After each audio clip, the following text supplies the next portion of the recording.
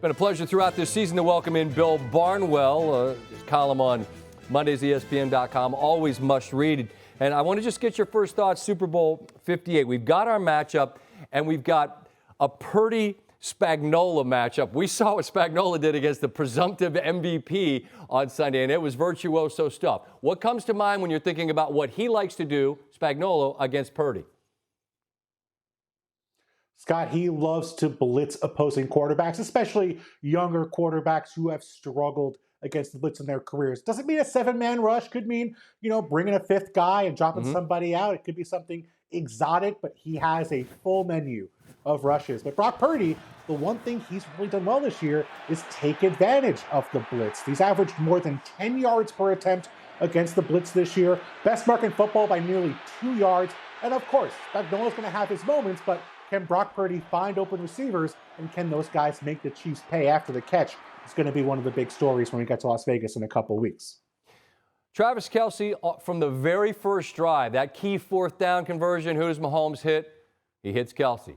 Who does he hit for a touchdown in the end zone? He hits Kelce. He had a monster day, and that's going to, I'm sure, be a key guy to keep an eye on for the Super Bowl. What context can you give me about what his impact could be?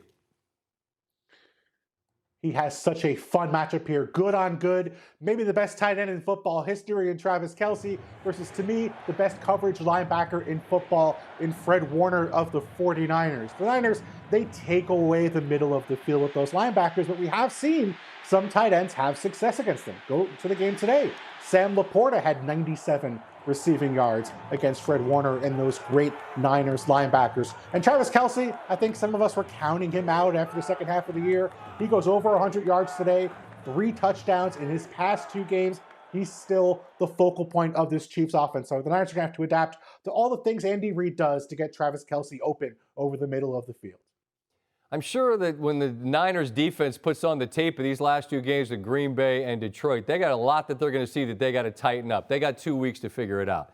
But when we just look at a sort of singular decorated guy on that defense, you got Bosa, and on the other side, we know who we've got. We've got Mahomes. When you look at just that idea of that matchup of last year's Defensive Player of the Year and the MVP, what stands out there? A lot of chasing is going to happen in the Super Bowl, Scott. Nick Bosa is going to get his miles in for that game, chasing around Patrick Mahomes.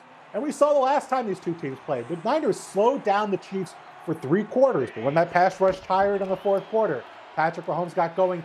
Chiefs made a comeback victory. His secret superpower, the thing we don't talk about with Mahomes, is his ability to avoid sacks and create plays. He's been sacked twice in the game against the Ravens on Sunday. First 2 times he's been sacked all postseason. Was not sacked last year in the Super Bowl against that Eagles team that had 70 sacks all year.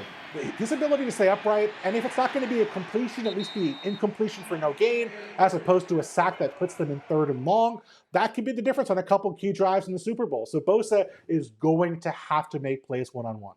All right, Bill, appreciate the time. Check out the column, the deep dive on the Super Bowl and all the interesting decisions and plays that were made on Championship Sunday, ESPN.com Monday morning. Check it out. Bill, appreciate the time as always, sir.